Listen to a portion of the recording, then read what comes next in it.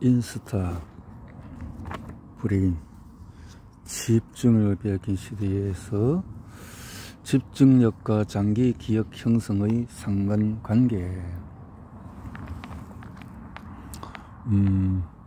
우리가 뭔가를 배울 때에, 그러니까 새로운 기억을 만들려면은 뇌 세포 간의 연결고리가 바뀌어야 한다.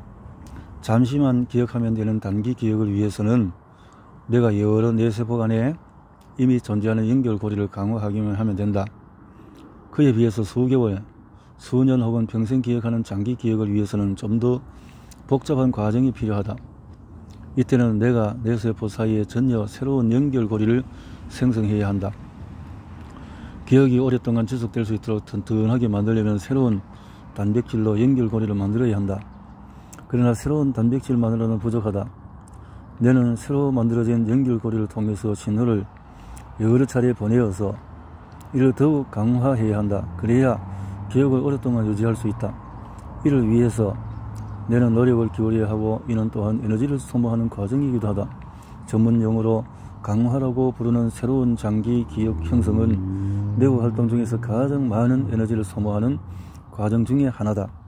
이는 특히 자는 동안에 이루어지는데, 애초에 우리가 잠을 자는 게 중요한 이유이기도 하다. 관련 내용은 나중에 다시 다루도록 하겠다. 이 저자가 원래 안데르스 한센이, 그러니까 스웨덴의 저명한 정신과 전문 의이면서 참 초베스트 셀러 작가이고, 또 방송인, 또 한센은 스톡홀름 카롤린스카 대학을 졸업해서 근데 그는 운동이 우리 뇌에 미치는 영향이 우리의 상상을 초월한다는 것을 밝히는 전자. 뇌는 달리고 싶다가 이런 책이 스웨덴에서 51만 부가 판매되고 전 세계 151개국에 수출되는 성공을 거두게 된 이 내용이 그래서 명성을 얻게 되어졌다는 거죠. 뇌는 왜 운동을 위해서 설계되었는가? 내가 움직일 수 있는, 그 뇌를 활동할 수 있는 집중력을 빼뜨리는 이런 주변의 모든 SNS 기구들에 대해서 이렇게 점검을 하고 체크하고 좀 경고를 하는 같은 내용인 것 같습니다.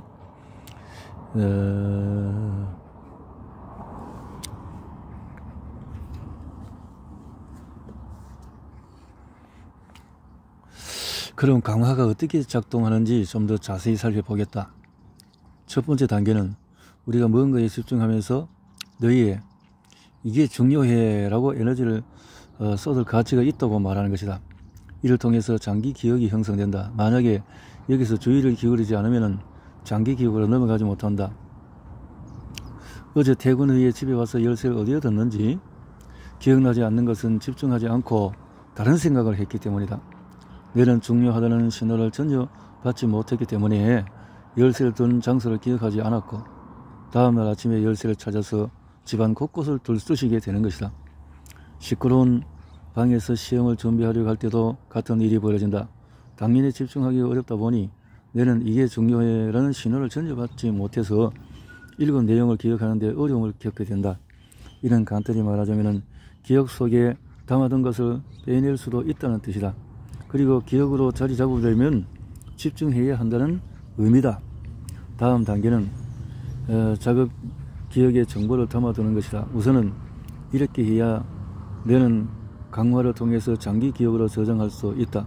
우리가 인스타그램, 문자, 트위터, 메일, 뉴스 속보 및 페이스북 사이를 오갈 때처럼 뇌에 끊임없이 뭔가를 쏟아부으면 입력된 내용을 기억으로 변환하는 데 방해를 받게 된다. 그리고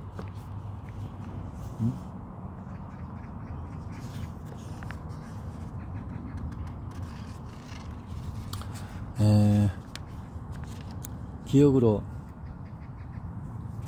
변환되는 과정 자체에서도 다양한 방식으로 방해를 받을 수 있다. 뭔가 새로운 것이 끊임없이 등장하는 상황에서 내가 그것에 초점을 맞출 시간이 불충분할 때 기억에 방해가 되지만, 정보가 너무 많아도 과부하에 걸릴 수가 있다. 왜냐하면 우리의 자극 기억에는 한계가 있기 때문이다. 예를 들어서 TV를 켜둔 상태에서 공부를 하려는데 휴대전화를 뒤져본다면 뇌는 이 모든 정보를 처리하는데 힘을 쏟아부어야 한다. 이렇게 되면 뇌는 새로운 장기 기억을 형성할 시간이 없어지고 결국 무언가를 읽었으나 배운 것이 없게 된다.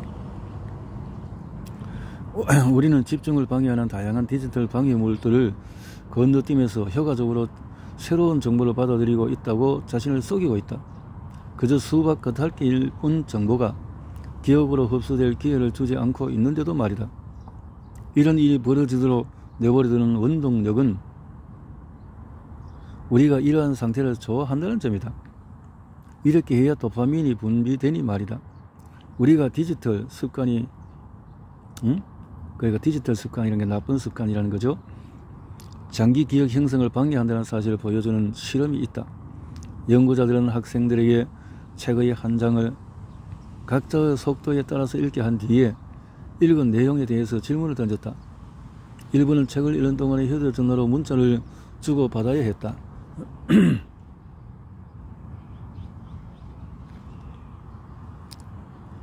문자를 주고받다 보니 시간이 걸렸고 당연히 책을 읽는데도 오래 걸렸다.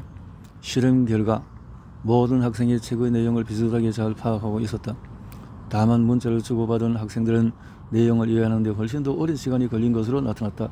문자를 읽고 답장을 보내는 시간을 빼더라도 책을 읽는 데 걸리는 시간이 더 길었다.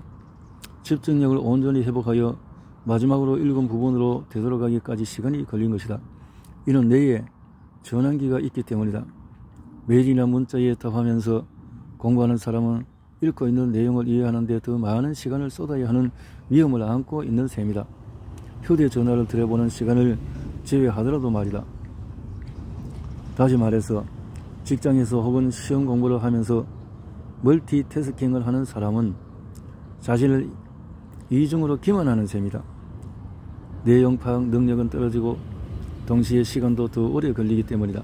그러니 문자나 메일이 왔는지 확인하려고 계속 한눈을 팔기보다는 1시간에 몇 분 정도를 따로 할애하는 게 더 낫다. 차라리 그렇게 시간을 따로 할애해야지 2중 3중으로 일을 해보려고 하면 성과 효과가 집중하는데 기억하는 데는 지장을 받는다. 그 말이죠. 와, 이렇게 고목이, 썩은 고목이, 큰 나무가 죽고 난 후에 이렇게 고목이 되어졌군요.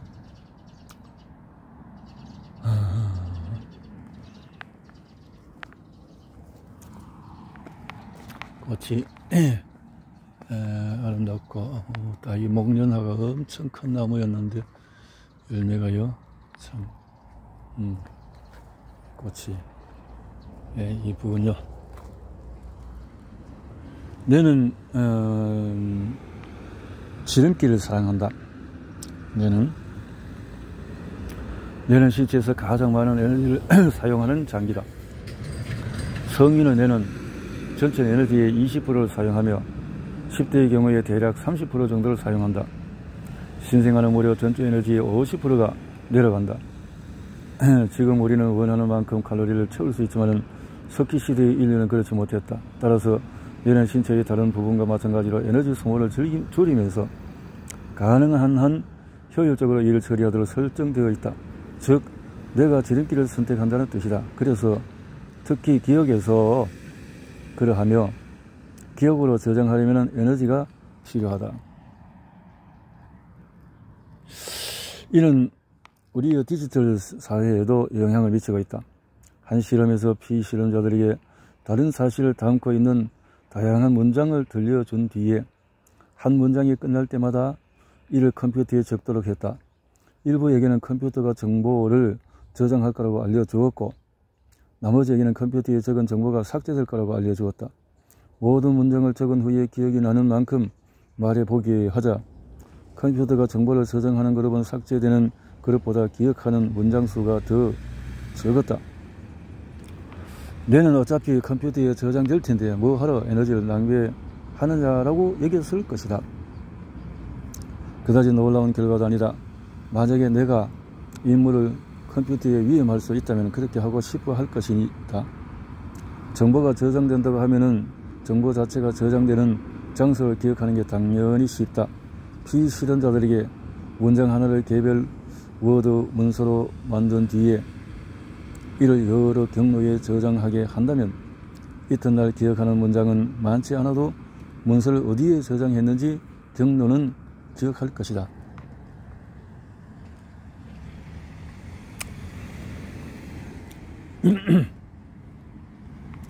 사진으로 찍을 건데 굳이 기억할 필요가 있겠어?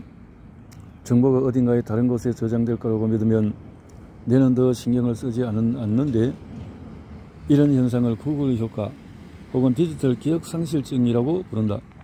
뇌는 정보 그 자체가 아니라 정보 어디에 저장되어 있는지를 우선순위로 삼는다. 그러나 구글 효과는 우리가 어떤 것을 기억하고 어렵게 만드는 데 그치지 않는다. 한 그룹에서는 미술관에서 예술품의 사진을 찍도록 지시를 하고 다른 그룹에서는 그저 바라보기만 했다. 이튿날 이들에게 일련의 예술품 사진을 보여주고 미술관에서 본 사진을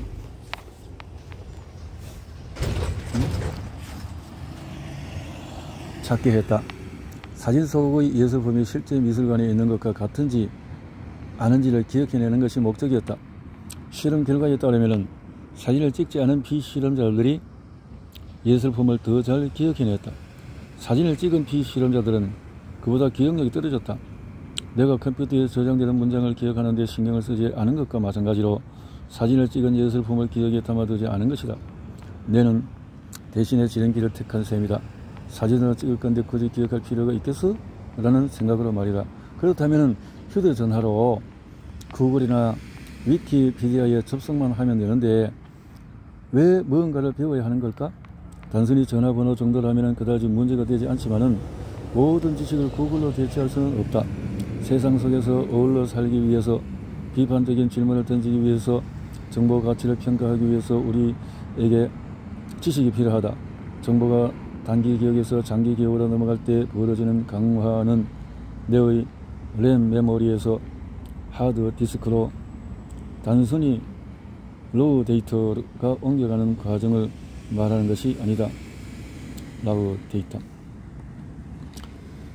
뇌의 강화 작업은 지식을 구축하기 위해서 정보를 개인적인 경험과 통합하는 과정을 일컫는다. 인간에게 지식이란 사실을 줄줄 외워서 읊는 게 아니다.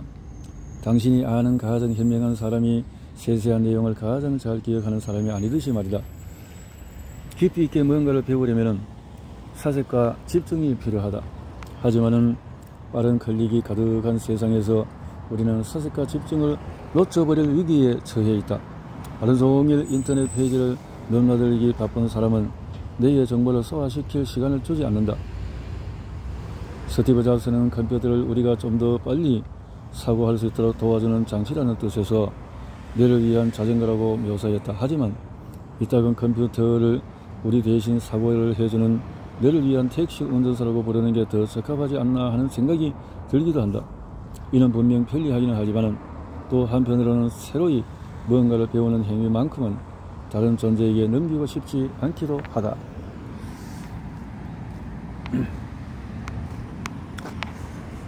와, 이렇게 참 꽃이 희한한 신기하네요. 아유, 벌들이 여기는 아주 향기로운 많이 있네요.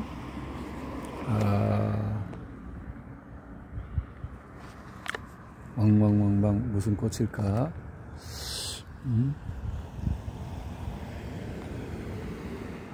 좋네.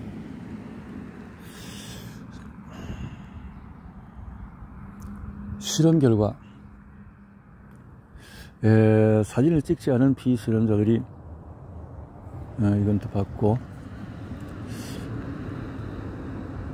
스티브 잡스는 컴퓨터를 우리가 좀 더 빨리 사고할 수 있도록 도와주는 장치라는 뜻에서 뇌를 위한 자전거라고 묘사했다. 하지만 이 자금은 컴퓨터를 우리 대신에 사고해주는 너를 위한 택시 운전사라고 부르는 게 더 적합하지 않나 하는 생각이 들기도 한다. 이는 분명 편리하기는 하지만 또 한편으로는 새로이 뭔가를 배우는 행위만큼은 다른 존재에게 넘기고 싶지 않기도 하다. 스티브 잡스. 다른 존재에게 그렇지. 우리 뇌가 발전될 수 있도록 해야 되는데 컴퓨터가 다 해버리니까. 친구보다 더 매혹적인 휴대전화. 나는 같이 식사를 하거나 차를 마시는 상대방이 휴대전화를 집어들 때마다 짜증이 난다. 나라고 크게 다를 것도 없는데 말이다. 주변에서 그러지 말라고 가르치지 않더라도 다른 사람과 있을 때 휴대전화를 집어들지 않아야 하는 이기적인 이유가 있다. 휴대전화를 앞에 두고 있으면 당신은 대화 내용을 지루하게 여길 가능성이 있다. 우리를 둘러싼 환경에 무관심하게 만들 정도로 휴대전화가 매혹적인 타깃이다. 한 연구에서 30명의 비실험자에게 낯선 사람을 만나서 10분 동안 상대방이 무엇을 원하는지 이야기하도록 했다. 그들은 사이에 탁자를 두고 각자 의자에 앉았다. 한 그룹에서는 탁자의 휴대전화를 놓도록 했고 다른 그룹에서는 휴대전화를 눈에 보이지 않도록 했다. 이후에 대화가 얼마나 흥미로웠는지 이야기하게 했는데 시야에 휴대전화를 두었던 사람들은 대화가 덜 흥미로웠다고 대답했고 심지어 대화 상대가 못 믿어오며 감정 결여도 안 되었다고 설명했다. 이들은 휴대전화를 그저 눈앞에 두기만 하고 단 한 번도 들지 않았는데도 이렇게 답한 것이다.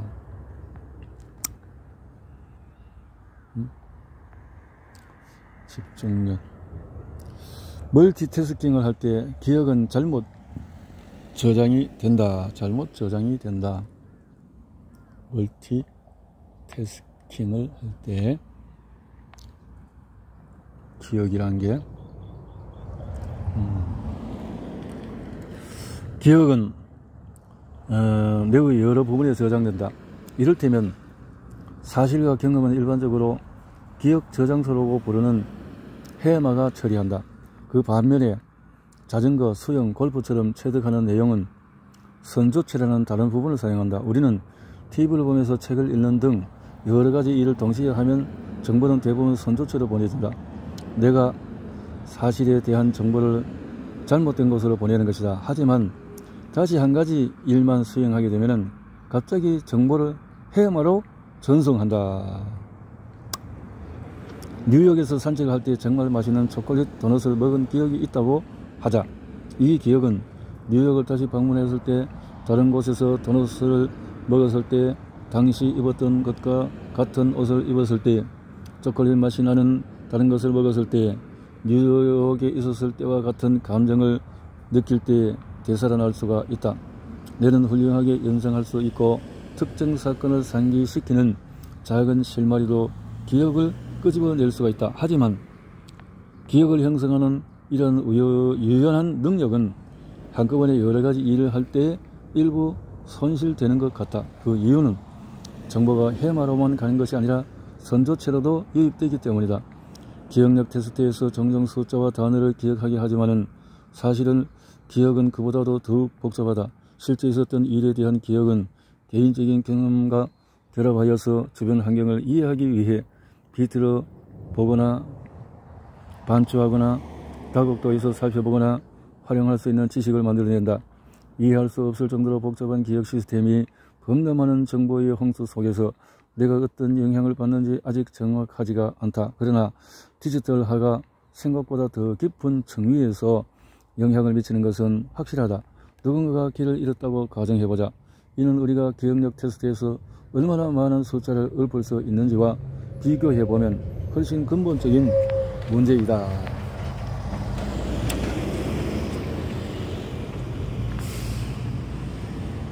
이 역시 대단히 놀랍지 않다.